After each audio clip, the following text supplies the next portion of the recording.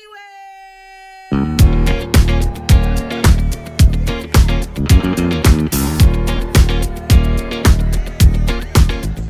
guys, welcome back to the Cocktails and Culture podcast with myself, Brigethia Arai. And I'm Benjamin Coy. And we are so happy to be here with you again for another week. Always. What episode is this? This number is 7. Yes. Wow. Y'all, that's biblical. It is. We've made this far. We have made this far. We're so glad. Yes, we're so glad. We're having so much fun with this, guys, as you probably can tell. We hope you all are also enjoying it, whether you're viewing it on video or you're listening on audio. We hope that you are enjoying it and able to just dive into our discussions that we have. Yeah. But most importantly, we want you guys to join in the conversation. Yes. So follow us on Instagram, follow us on TikTok, chat with us, make sure you comment down below, answer the questions, and join the combo. This is Cocktails and Culture. Yes, we want you guys to be a part of the conversation, for sure. Yes. So let's get into these drinks, honey. Okay, so I know last week we promised, which is why you probably shouldn't promise, but today again, we are sticking with what we know, babes. Yeah, we are. Tequila is that girl. She is the top girl. I do apologize. We're going to continue with tequila. But next week, we're going to have you a new drink. Anyway, today is based on fruit, as always, with tequila base. So, I think I did test it, but is it too sweet? It's a little sweet, but it's not bad. Well, I don't know what's in yours, baby, because mine has a nice kick, okay? No, it has a kick, but it is sweet. Okay. So, Carisha, please. So, one of our faves, has her new show, Carisha Please, as we all know, Young Miami from the City Girls. And in her 5th episode, or whatever number episode. I think it's 3 or 4. Maybe 3? Anyway, she invited her duo, her partner, JT, to join her on the show, and the one and only Saucy Santana. And as you probably all know, they are all really good friends. And so the conversation was so candid, first of all. And it really brought up a lot of like feelings between the 3 of them. But I feel like what made the conversation or what made the show like so successful and so just like nice to watch is that it truly was a candid conversation. And on one side you saw that these are like celebrities having this conversation, but you also felt like, or at least I felt like, I was talking to my best friends. Like I felt like what they were talking about was like stuff I talk about when you know it's me and the girls and we very very relatable content. I really enjoyed it. What'd you think? I really enjoyed it. I agree with you that it was very candid. I felt like we were a part of the conversation. And I thought like some of the conversations they were having just in general about their friendship, about how this person may act with certain situations and how this person responds, or this is the friend I call for serious stuff, this friend I call for I need a laugh or advice or whatever. So it just made me kind of like think like, well, which one am I? Or like, am I a mix? Are you? Or do you think you're? What do you think you are? I think I'm a little bit of a mix because I'm definitely an introvert for sure. Of course I'm comfortable with people that I know, but definitely introvert, like how JT was kind of describing of like, she doesn't always care to be a part of the stuff that's going on, and that's kind of me. I do love to have a good time, but like, I don't know, I'm just not, I don't care as much to like be in the mix. To be in the mix of everything, especially when you have a friend group and y'all have like other friends and it's like a mix. So I don't always care for that. When I was younger I feel like I did maybe, but now I really don't care to like be a part. I feel like you can call me when you really need something. Like, I'm gonna party with you. Don't get it twisted. One thing I'm gonna party with you. Don't get it twisted. Don't get it twisted. But if I'm not in the mood, I'm just really not in the mood. And if you are like my dog, like if you got an issue with somebody, I mean, especially if you brought them around me, it's just like, okay, girl. I would say for me, I'm also a little bit of both, and I could already feel my friends judging me by saying this, but like I really am an extroverted introvert or introverted extroverted. I really do play on both sides. Yeah. More extrovert than not. But I'm definitely like, I don't really have to be in the mix. I prefer to be. I like to be out and have a good time. Yeah. But there are certain times where I'm like, no, I'm gonna just be in the house or just completely fall off the face of the earth and nobody knows where I am and know what I'm doing. But really, y'all, I'll be in my bed. Like, just in quiet, like, dark, me and my dog just chilling. And I feel like, though, it's maybe it's not me being an introvert. Maybe it's just me being, like, maybe just me recharging. Yeah. But yeah, I think I would be in the middle. But between the two of us, who is JT and who is Carisha? Or who's Santana? I don't know. I feel like Santana was holding back a little bit. I think so too. I think he was holding back. I think he was so a little nervous. Maybe in front of the camera or whatever. I think he was holding back a little bit, and obviously what you see on social media is not someone's complete personality. But I think Miami and JT was a little bit more open. I think that you are probably more Carisha. Yeah, and I'm more JT. I would agree. Yeah, I think that I'm probably more JT's personality wise. But I do like how like Santana and Carisha kind of got her to like open up a little bit on why, like, you know, she doesn't always like want to start new ventures on her own. Like Carisha's done a few different things that she's kind of started outside of the City Girls, and not to separate them, but just because they're their own person and like they will have different lives. But you know, she just has, I mean, me and her are different in those cases because I'd be doing like 1,000 things at once. But just as far as personality wise, I think we have similar personality traits. I think yes, I'll agree.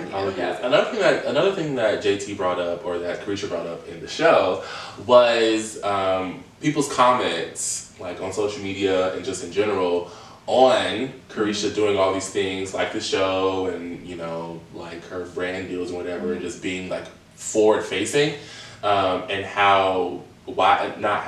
asking why is JT not doing the same thing, asking why is JT not, you know, in front of us like Carisha is.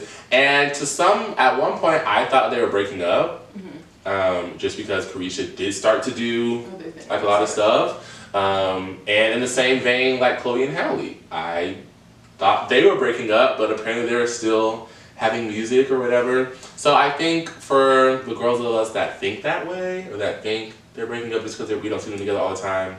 Yeah, they're not. Yeah. But I think to me it kind of was a testament to like friendship as you grow older. Yeah.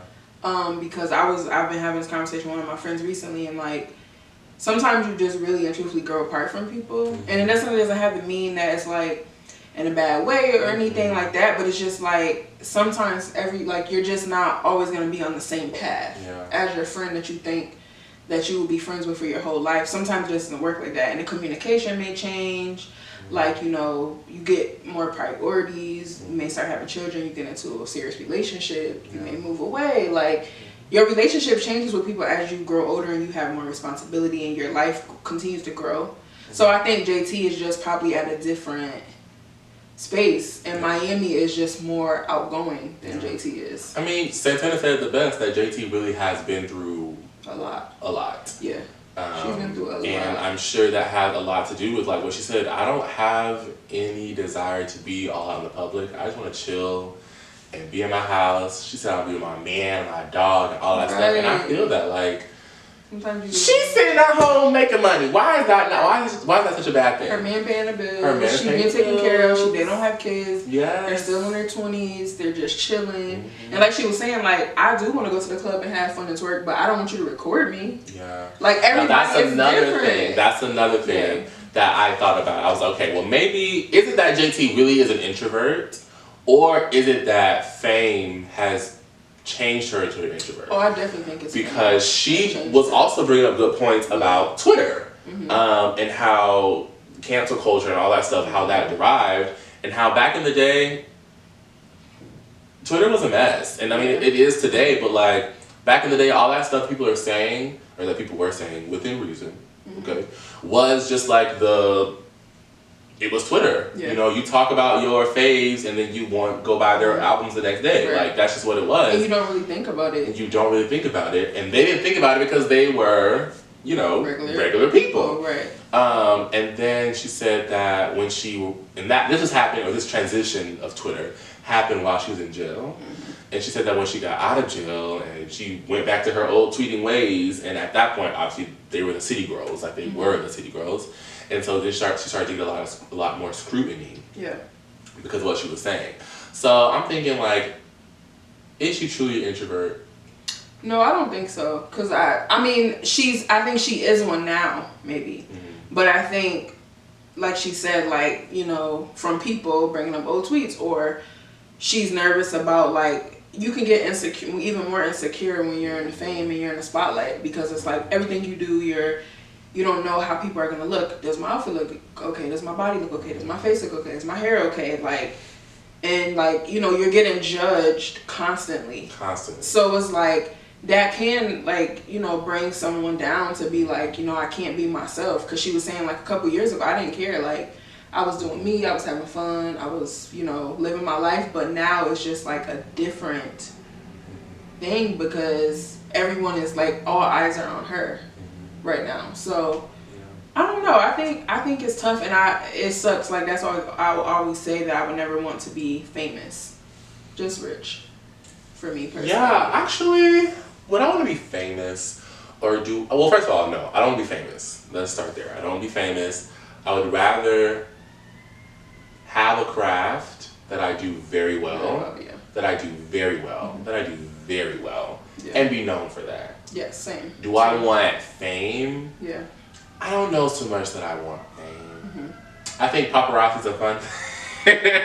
In theory, paparazzi is like a fun thing, but like the way I dress when I'm walking my dog, I do not need TMZ following me. Following you for that. Yeah. You know, I don't want you to see what I be wearing at Starbucks. And I admire those people that are like, the industry knows them. I would like to do that. They're not like super paparazzi, like all in their face. I think I would like that. Just be, like you said, very well known in their crafts, like the behind the scenes person. Their accolades are building up, but they're not always in front of the camera. That's what I. And then maybe even if I do get in front of the camera, I can still rock it. But but yeah, I don't know about the fame part. I think if I did become famous, I would probably like a Beyonce famous. I would be famous for my craft. Now I don't mean Beyonce like on her level, but I just like the way that she handles publicity. Like, not her private. Yeah, I would do that. Out there. I would definitely do that. Yeah. I love the people like, I don't know, like Lena Waithe. I mean, I would love to be at Beyonce's level. I don't right. know, put that in there, but go ahead. I love people like Lena Waithe, or like Ava DuVernay, or like people that are like, they're very successful and they're known for their craft, or like Melina Massaco's. Like, those people, like, they've done so much for the culture, but they're not like paparazzi all in their business, but they've done so much impactful work. Lena's not as much as like, Lena Waithe is definitely in paparazzi's view.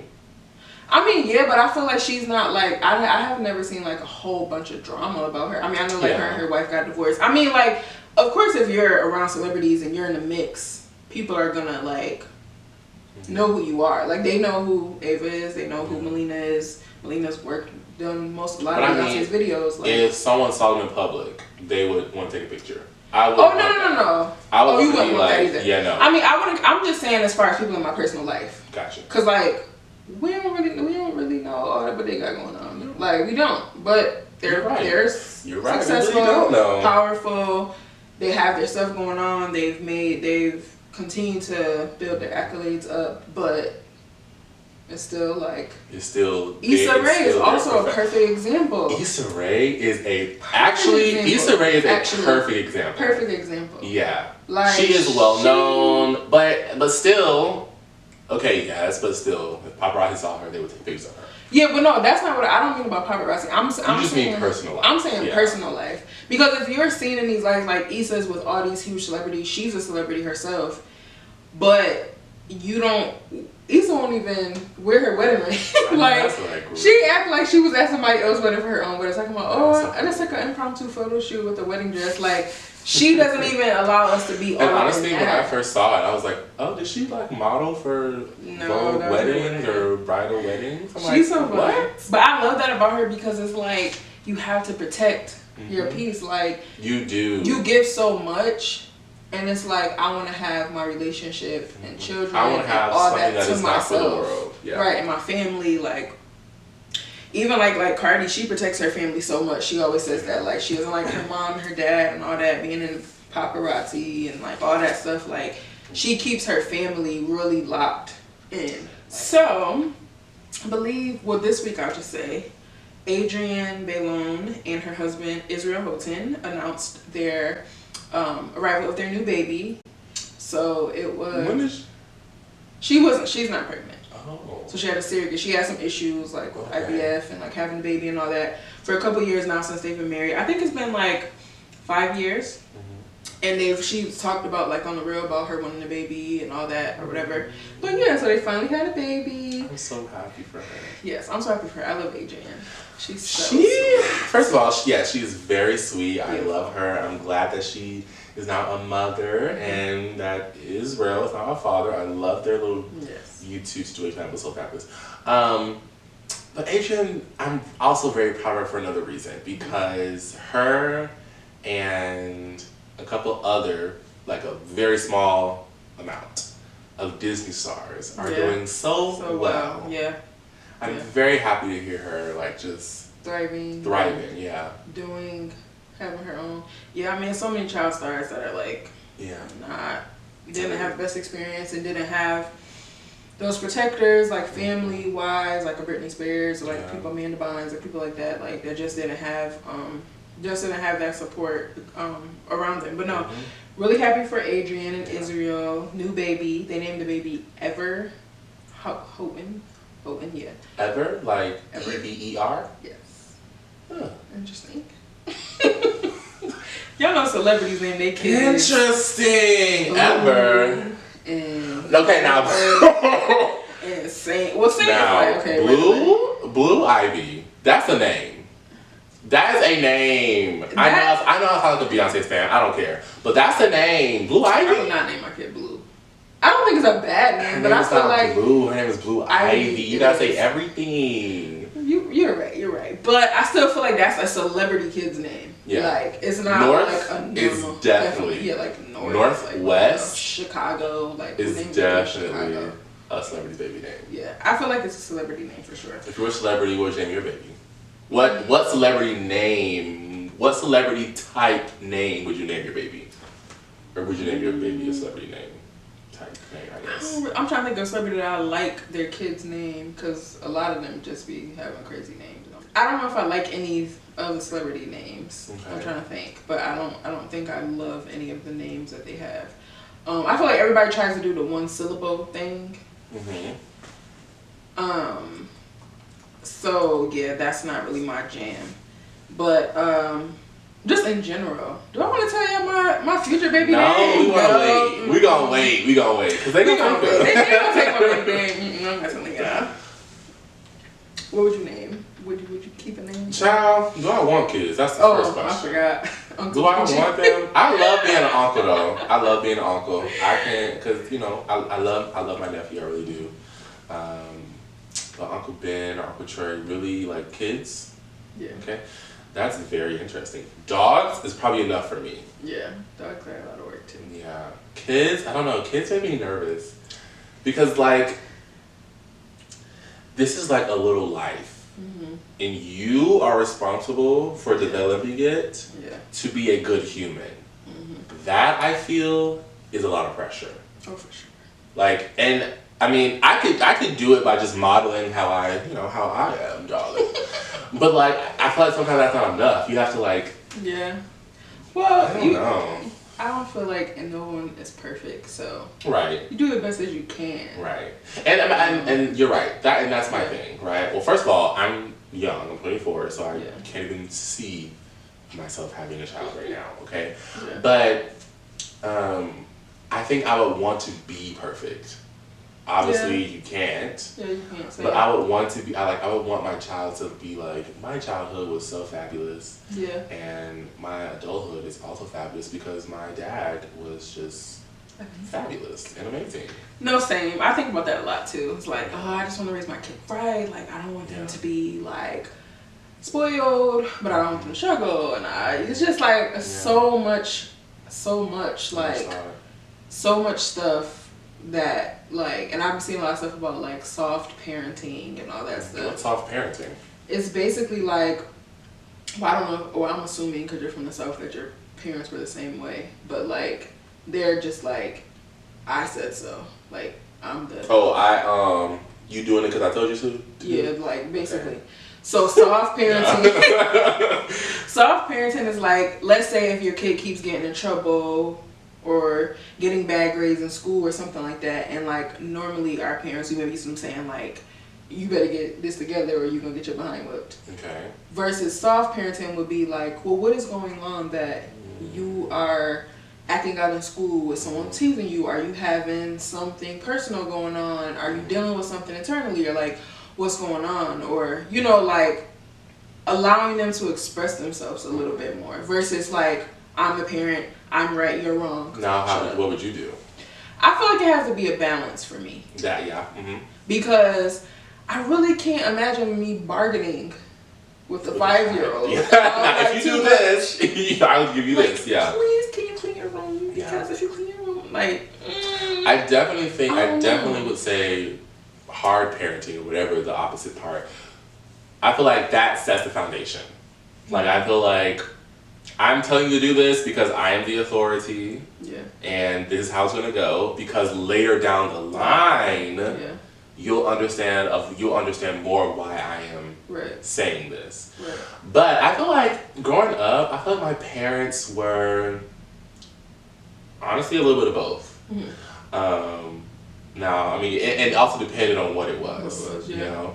But I definitely remember like my parents asking me, you know, what was going on, if there was any other reason. If there was no other reason, then they'd be like, okay, well then, why are you acting up like this in school? Exactly. Now, versus if there was a reason, oh, well, this kid is picking on me or whatever, then we're going to find options to stop that so that I can continue to do what I gotta do. Yeah. So, I mean, I see the benefits of both, but I definitely would say with a 5-year-old or with someone who is less than 5th grade, maybe less than 4th grade, get in that room and clean that room up before I...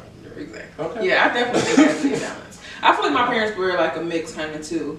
Mm-hmm. My dad was more lenient and my mom was a little bit more strict. Mm-hmm. But she still, it wasn't necessarily always like a, because some parents really be on some like, you're just absolutely wrong and I'm right. Yeah. Like, my mom wasn't completely that way. Like, it was just like a, I mean, I know I had to listen to my mom, but like, it just wasn't like, sometimes she would ask me like, well, how come your feelings was hurt? Or how come you was crying about this? Or how come you were upset about that? Mm-hmm. But I feel like it does have to be a balance, because I remember my grandmother always would say when I was little. Shout out to the grandmas. Shout out to the grandmas. My grandma would always say, because I would ask my grandma so many questions, like, so what did you do when you grew up? And when did you have your first boyfriend and all of this? And she always used to say, when she was a kid, children were to be seen, not heard. Ooh. So you couldn't ask. She was like, I always wanted to just ask my grandparents stuff. And I wouldn't ask like bad things, but I was just curious, like, wow, like my grandparents were married since they were 16, I believe. 16? Oh my gosh. Yes. That's how my great-grandparents have been married since they were, I think my grandma was 16 and my granddad was 19 or 18 or something like that. Yeah. So they were married for almost 60 years. That was like back in the 40s, back in the 30s. Right. So we trying to come from my parents. Right. That was a long time ago. Right. But yeah, she told me that and I was like, wow, that was interesting, because my grandmother told me like how her and my grandfather met. Mm-hmm. And like, I'm so happy that I have all these stories that I know of like my grandparents' love story. Mm-hmm. And like, you know, my grandfather would tell me stories about him sneaking in the house when he was younger. Ooh, his mom catching him and stuff like that. I think is great to share, but like, I don't know, a lot of stuff is just obviously traditional, passed down, families and whatever. But I definitely think it has to be a balance. Like, you need to do what I say, but like if I notice a behavior that's not the norm of my child, then I'm gonna of course wonder, like, okay, ask them what's going on, like, is everything okay? But it has to be a balance. It definitely has to be a balance, but to your point about asking the questions to your authorities or whatever, I feel like part of the reason why some people may be reluctant to share those parts or to answer questions that may be a lot is I don't know, maybe it's weird to say this, but like, when you know a lot about people's life, it kind of, I don't say dehumanizes them, but it makes them more relatable. It makes them more like, you know, you did it. I know what you did back in the day when you was my age, and I'm kind of doing it too. So we have some common ground, and I feel like some parents or some parental figures don't want to have that common ground. They want to continue to be that authority that tells you so on and so forth. So I feel like I definitely agree that I would like to have, you know, a balance. Because I'm a person, you're a person. At the end of the day, we are literally just atoms that have been put together, that are living and breathing like flying rock. Literally. So like. Literally. I don't remember if I said this before, but I was watching a couple, it was like last year or something like that. It was an episode of Red Table, and they were talking about like parenting and stuff like that, and it's always stick with me.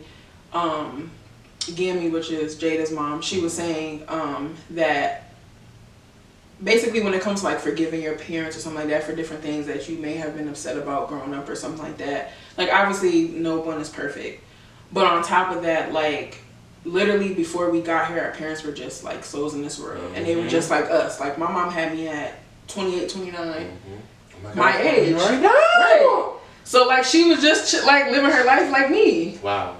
And it's like when you have a kid, like you're not gonna that was her first kid, like you're not gonna perfectly know every little thing or how you do something, and then you have passed down things from your own life and your own traumas, and you're just trying to figure it out. So this past week, Megan Thee Stallion released her album, Traumazine. I think that's how you pronounce it, yes. She released the album, and she had this like very personal conversation with Ebro from Hot 97 in Nebraska, I believe her name is. She's another journalist, and Megan, I guess she reached out to them and asked them to like, can we have like one-on-one interview with both of you guys in a room together. They did it on Apple Music, because she said those two journalists are the ones that she feels the most comfortable with, and like they have productive conversations, and they make her feel like she can open up. So yeah, so no, I'm happy that she found like some people that she felt connected to, and she said that's the only like interview that she is gonna do. Really? Yeah. Period, Megan. Yeah, you even got to do. In her Beyonce era. No, that's right. Yeah, because I feel like with all the stuff she's had going on, I think obviously you pay attention to, oh, well, this, you know, outlet was joking about this situations, and I know she had a lot of that going on, so. Yeah, maybe some of these other outlets were like being insensitive, which I wouldn't be surprised if they were, because so many people were. Oh my gosh, so I had a realization. Okay, so is this album at all a response to the situation with Oh Boy? Yeah, I think it has some. I mean, I'm not gonna say she dedicated it to him, but I mean, yeah, but you know, but it's about trauma. Wow. So it's about all the things she's been through. It was actually a nice interview. It wasn't too long, and I think it was good because she really, on this album, like obviously we're used to like hearing Meg make just twerk songs and you know, talk her stuff, whatever. But in this album, she really like opened up a lot. She talked about, you know, life after her mom passing. Because that's a very specific experience, yeah. And then her father has passed a couple years back already, so she doesn't have either of her parents. So she talked about, and I was like super emotional just hearing, because she was just saying how like when she be thinking about it, sometimes she'll have like that aha moment of like, damn, I don't have like somebody to call. Like everybody, I mean, I can't say everybody because everybody doesn't have a relationship with their parents, but I'm just saying like, I know when I want someone's opinion about something that matters to me the most, I'm gonna call my mom. Like, you know, or, you know, if I want to ask my dad something, I can talk to my dad or something like that. So I literally feel for her, because I mean, I couldn't imagine not having both, let alone, you know, it's a lot, you know. So it was a really vulnerable conversation. She got a little emotional about it. And she just, you know, she said she just realized how much of an impact her mom had, like, on her career, and how her mom would, like, make sure things were in order. Even when she was sick, she would be like, no, still go do those shows. Still, you know, keep yourself up. Like, keep going. Don't try to stop because of me. Like, I'm sick. Nothing is going to change at this moment. And then she also, of course, talked about the album, how she, you know, finally just felt comfortable with opening up. So she did talk, you know, took a couple of digs on that situation. And then she brought up the fact that people were saying that her flow was the same. And she said she doesn't think her flow is the same. She feels that she just has a deep voice, and she's Southern, she's from Texas, and she doesn't have the same flow. But I personally feel like she definitely has the same. Now Megan can rap. Megan can rap. We're not taking that away from her, but yeah, but it's most definitely the same flow. Yeah, there have been moments and times, a lot, where I am like in the car rapping one song to another song. Yes, and it continues between like the songs, the freestyles, everything. It's literally the same. It's the same flow. I think an example of someone switching up their flow constantly is obviously Nicki, Doja Cat. Doja switches up the flow. JT done did it a couple times on certain songs, but I'm talking people that have been doing this as far as rappers go, like women. Definitely, like I'm trying to think of who else. I'm sure there's many others, but I can't think of any. Yeah, but Nicki definitely like can switch it up at a drop of a dime, like easily switch it up, and I think Doja also. So in this album, did she attempt to switch it up? I mean, she has different sounds. So that her song is obviously like house. Yeah. It's a different sound, but it's still Megan. Like I don't feel like. I'm not really a fan of that song. Yeah, I don't really. I haven't listened to the album in its entirety. Yeah. I listened to a few songs. I don't love the album. I'm gonna be honest. I don't. I like the visuals, the rollout. Yeah, I like the creativity of the way it looks. Yeah, but I can't say. And then she honestly said too, like this album really was for her, like for her to get whatever she has to get off her chest, and not really for her audience. I mean, she hopes that everyone loves it, but like it was really for her to be able to like vent, and I think that's important. So no, it's not my favorite Megan album, but I think that she definitely was very vulnerable, and I still haven't like finished listening to the entire album. But as far as what I heard, is a couple songs that I like, but we'll see. I'll listen to the rest. But no, it was a great interview though. Like she was very vulnerable, very open, and I think obviously a lot of people can relate to her. Well, whenever Beyonce releases her Renaissance Chokehold, I will definitely get into it and see what it's giving. I saw the video for her, or part of the video for her song. It did not entice me to want to continue, but I definitely want to give it a listen. I mean, listen, losing a parent is one thing, losing both of them has to be, and then for her to be so young.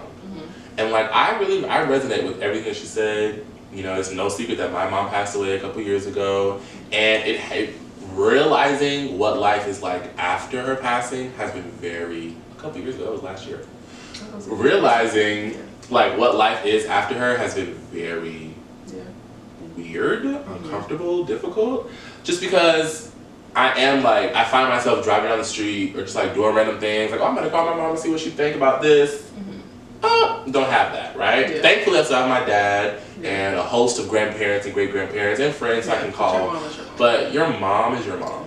Like, your mom is your mom. So shout out to her, Megan, for continuing to just be her. And I'm glad that although this album may not be the best to listen to or my favorite, I'm glad that she is doing what she's doing for herself. Yeah. That's also a big lesson that I've learned. You need to do what you do for yourself. Exactly. And I think another thing I put from like the interview and even some of the songs is that like you can have so many positive things going on in your career and like so many up and ups, but like in your personal life, if you're struggling in that area and you're going through and you're depressed and you have all these things going on, sometimes, because she even talked about sometimes she'd be like feeling like, damn, am I doing enough? But it's like, Megan, you got like 3 Grammys. You have a song with Beyonce.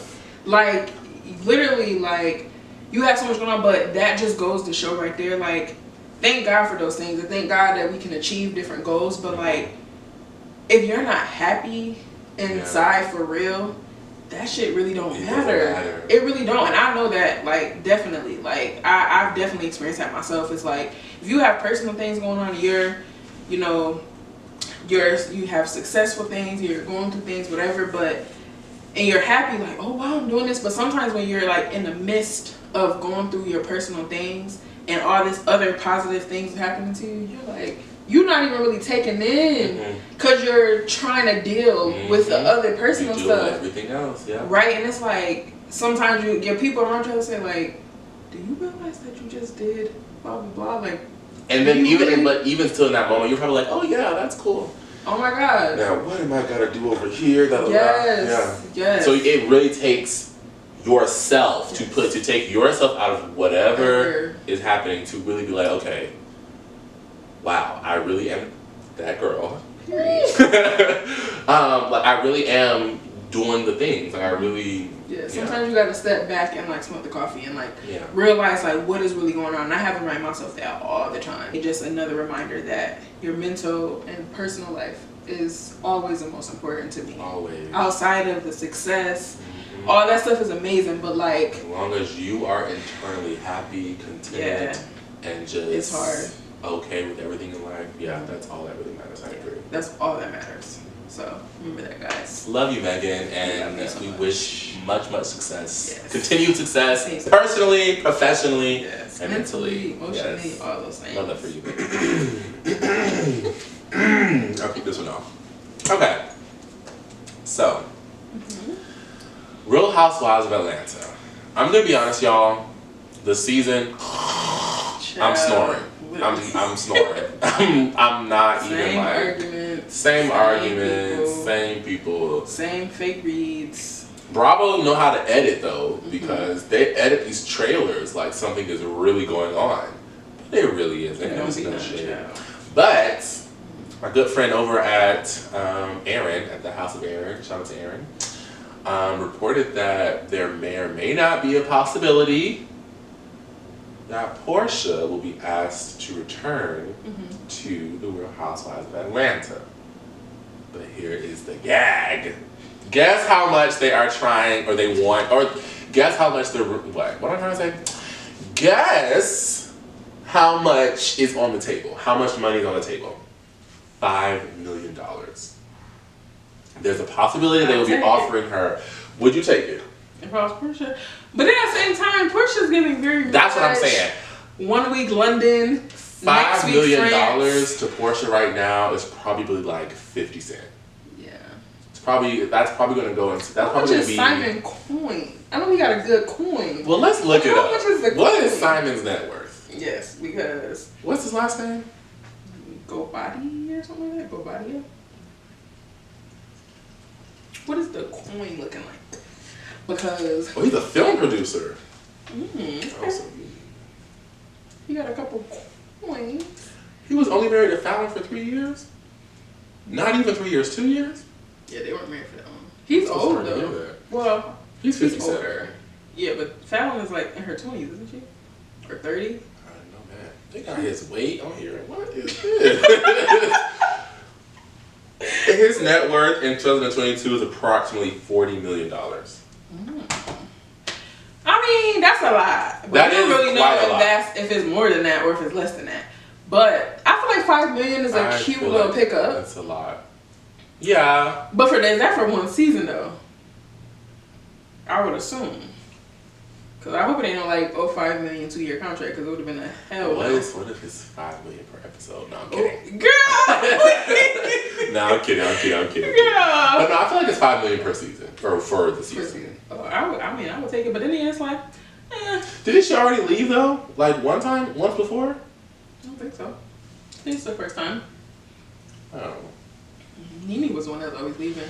Yeah. Nene and Nene left one time. Oh yeah. And Kim Zolciak left a lot, and Sheree just wasn't getting hired. Sheree leaves and comes back, and leaves and comes back. And Sheree, if you don't close my door and stop letting out my good air, that is how I feel right now. Girl. Do you think Sheree's gonna come back? At this point, Sheree, I'm just bored with Sheree. I'm sick of the little story with her little fake relationship with Martell from whatever. All they little drama. But one note about Simon, I was looking at Portia's page the other day, and I mean, he looks different now. Like, I don't know if they be using a little Facetune or he did something to make himself look a little younger. Like, he wasn't like, he didn't look so old in the beginning, but he looked like, Simon, you might be a little cute. And Simon was not looking like that in the beginning. I just read them numbers to you, and now Simon looking a little cute. Simon, no. I said 40 million. You said, oh, Simon? I'm going to call up and tell Portia. Listen, when he was on there with Fallon, he did look a little different. He looked different. Now, I'm not saying he looked so old or nothing, but he did not look. If you look at, I mean, Portia could be, because y'all know she be using Facetunes and all that. Because somebody else, she's using it. I think maybe she putting it on him, maybe because he looked just. I said, Now she said Simon was attractive. Simon got a little Facetune number 2 or something on his face. Not Facetune number 2. No, but speaking of Facetune, all of the housewives be going too far with the Facetune. And it's like half of y'all are already pretty. Nene needs to relax. Nene looks like Portia. Literally, that picture, like, Nene do not look like that. They all used it was a picture of Cynthia. And Cynthia's very bad at it. Not bad, but like she is very good at using Facetune. Yeah. It was her and someone else in the picture. And I seen it on Twitter, and somebody was like, y'all need to let the Facetune go. Because it's like, seriously, y'all do not look like that. People are literally like, I'm not against using filters. I use filters sometimes too, but I'm sorry, I'm cute in real life. Yeah, I mean, I use a filter. You know, I have used to have really bad acne and still do kind of suffer from it a little bit. That's normal. Yeah, but like, I'm not changing my nose shape. That's what I'm saying. Lifting up my cheek. Right, where your whole face look reconstructed. Like, it don't even look like you at all anymore. And Cynthia's beautiful. Yeah. In person, they're all beautiful. They're all pretty. So it's just like, I'm not saying nothing wrong using a little filter now. Again, I do use filters on some of my pictures. But it's like the regular Instagram ones. It's not like, I mean, even if you did go use Photoshop or something like that, there's nothing wrong with that. I'm not saying that. But don't go overboard. Don't go overboard. Like, y'all giving yourselves looking like what's the Steve Harvey with the little blurred face, a little bald. Don't do your man like that. Don't do your man like that. Don't do your boyfriend like that, bro. No, listen. But yeah, they go overboard. They go over with the Facetune. You have to. So recently, Diddy, Sean Combs, Love, Puff Daddy, Bad Boy Entertainment, so on and so forth. Carisha, posted on Twitter or tweeted, "Who killed R&B?" Now, this is an age-old question that I feel like the older generation have been asking. Yeah, that R&B is dead. What exactly killed R&B? I don't know. Do you think R&B is dead? I hate when they keep saying that because it's like a smack in the face to some of our generation that is huge in R&B and soul and neo soul. Like, I think it's just like, at this point, I would literally put a running list on the video to show as all the literal still just scrolling a whole list. Yeah. We have Jasmine Sullivan, we have Ari Lennox, we have Summer Walker, we have Janae, we have Chris Brown, we have Trey Songz. Chris Brown? Chris Brown is R&B. Chris Brown's R&B? I mean, he's R&B pop. R&B pop. But he makes a lot of love, sex songs and all that. I don't know if he R&B though. I ain't gonna say he R&B. He has... I'd say R&B pop. Yeah, R&B pop, more yeah. pop. Who else we have? You got the Van newer Jess. Girls. Oh yeah, it's being Jess. I love. Yes. You got what's that boy name? Oh my god. Did he make music or did he just do covers? Avery Wilson?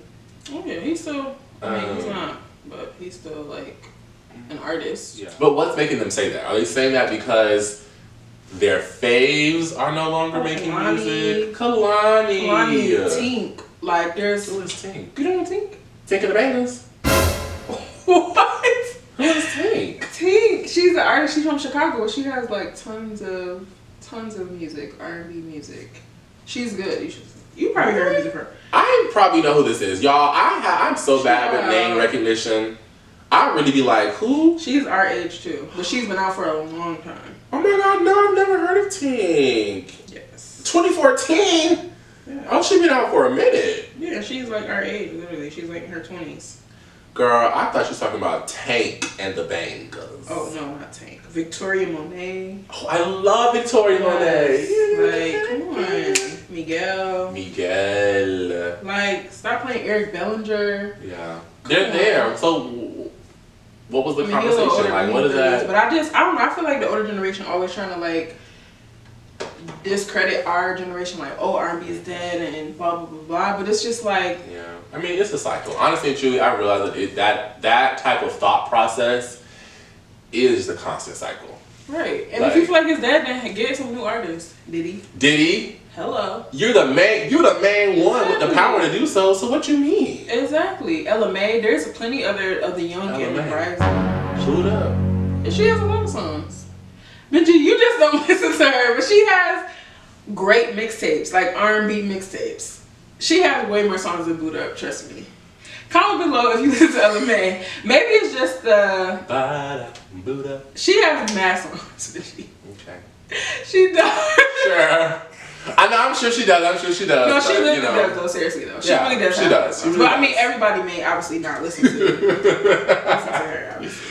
Shout out to Ella Mai. Yeah, some of the girls that's coming up, you know. Yeah. But I do feel though that the R&B, especially with the guys, they're not as emotional as the older guys. Like, I do miss... I mean, they're emotional, but they're not like... You forgot about her. Oh, yeah, her. Her, and what's the guy that be singing? Daniel Caesar. Oh, that's when they got canceled. Yeah. Yes. Daniel Caesar. Ooh, he goes. Moses. It's so, and there's some people that are still kind of like undergroundish that like I've heard that I don't like. They're not like huge stars and stuff like that. But I think it is. But I do feel like it's not as like Crying in the Rain. As a matter of fact, I was the one who said I loved you first. It was about 8 years ago. Don't act like you don't know.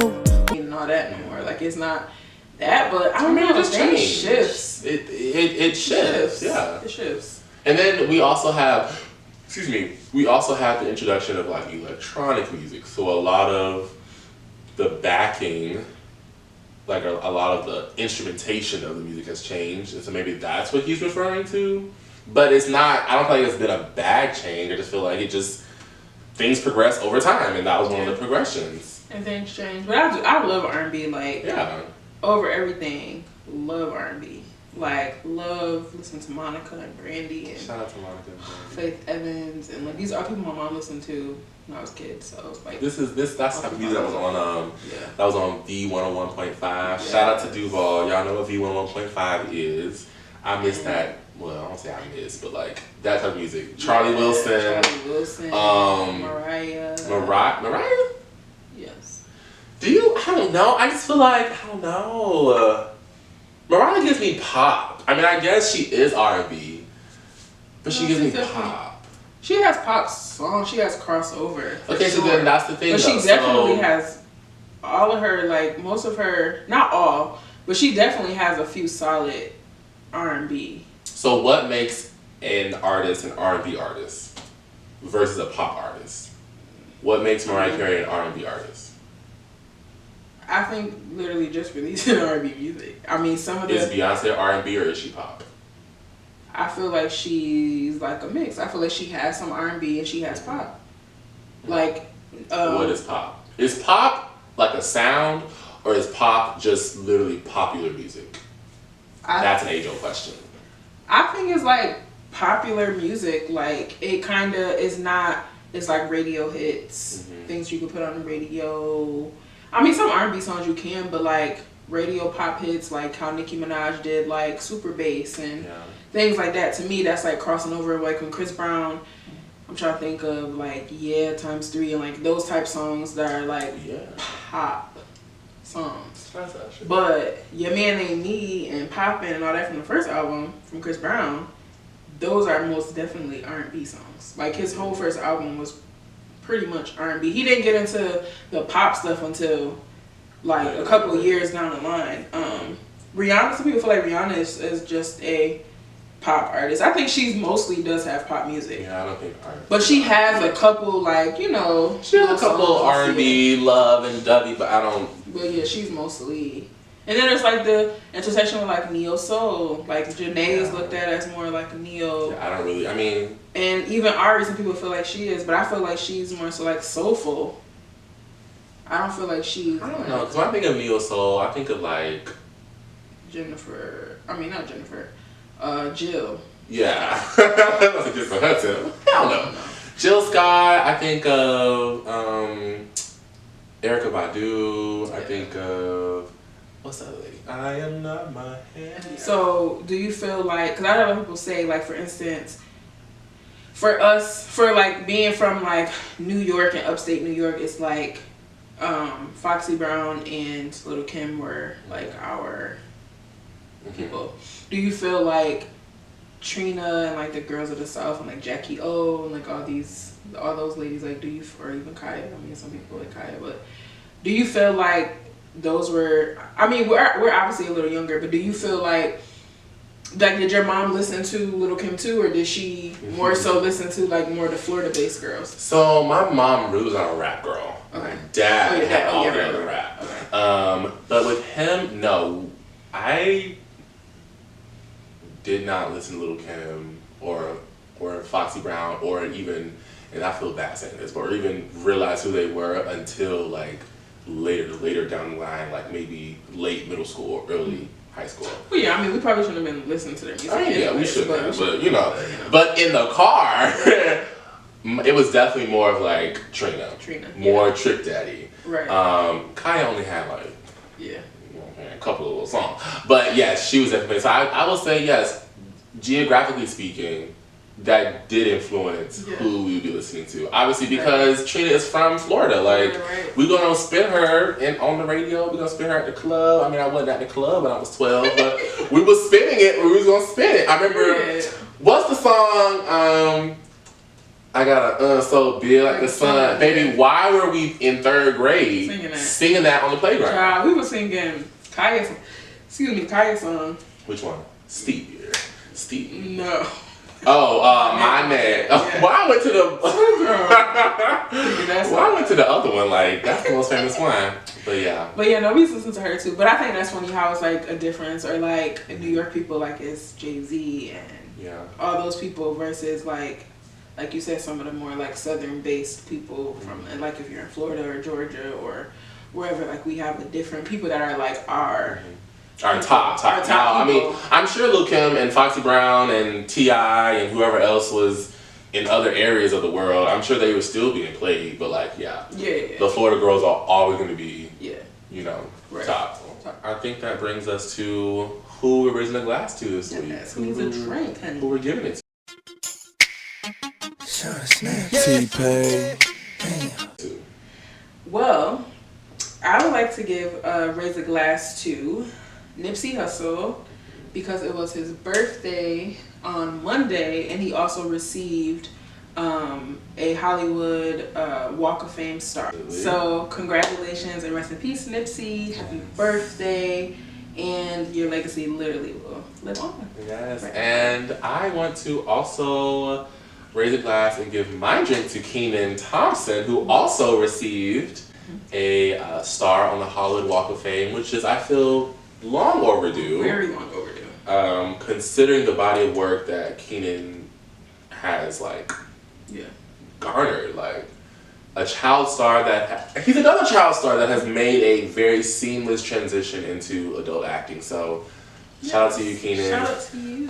Kenan and Kel's one of my favorite shows. Yes. Even though I didn't really watch it like when it first came out, obviously I was a baby. But the reruns on Nick at Night or on Nickelodeon, they got me. Yes. So shout out to you. Yes, classics. Yeah, no, I think that's interesting with the Hollywood Walk of Fame because even I think I seen Chris Brown say earlier this week that he still doesn't have one. He was like, "What is the like?" Chris deserves. Slow your roll. If Chris. He's been out like. If Beyonce does not have. Beyonce doesn't have one? Destiny's Child has one, I think. Wow, that's surprising that Beyonce doesn't. Does Lady Gaga have one? Beyonce has to have a Walk of Fame. No, it's Destiny's Child. There's no way they didn't give Beyonce one yet. She definitely has a hat. No! Wait, who is this? It's Destiny's Child. Destiny's Child has... That's strange. Yes, Destiny's Child has the Walk of Fame, not Beyonce. So I guess Beyonce does have I feel like they give people them at many different times in their lives. Yeah. Like, some people you feel like, dang, you should have been got one. But then, I mean, I think it's great. Like, if I was the star and I got a Hollywood Walk of Fame, I would be very happy. But I just be thinking, like, too, like... I don't know about walking them. I don't... Who cares? I mean, yeah, who cares? But also, I don't want anybody on Sunset Boulevard or whatever that boulevard is walking over my name. Right. Have you been to the Hollywood Walk of Fame? Mm-hmm. Girl. Yeah. After they take them tents down and they move that velvet rope, baby, your star is dirty. I don't want that. But that's why I say, like, people don't realize, like, they think Hollywood is like glitz and glam, but it's literally not. Like, Hollywood has so many, on Skid Row, so many homeless people there. Like, it's like stuff everywhere. It's like no shade to that area, but it's just like, it's not what you think if you haven't been to Cali before. Like, it's just not what you think. Yeah. But I mean, not to say I'm not downplaying the star. But it's definitely an accomplishment. It's definitely an accomplishment. But I just sometimes it's just like I get it. Like, everybody wants one because it's like the thing. But it's just like, okay. If you got all your Grammys, you got all your accolades, it's like a star on the Walk of Fame. Maybe it's just another thing. Well, I think that wraps us up. That brings us to the close of this episode of Cocktails and Culture. It's really fun. Yes, as always, I love sitting down with Brigethia and just chatting. So thank you for being you. Thank you guys for being here and listening and joining in the conversation. Yes. Join us, comment below, interact. Again, subscribe, like, share the video. Yes. Follow us on our social platforms, which will be linked in the description box below. Listen to us. We're on all of the things, all of the audio platforms, YouTube, everything. So make sure you tune in and stay locked for the next episode. And we will see you next time on Cocktails and Culture. Cheers. Get it from my baby, what's now?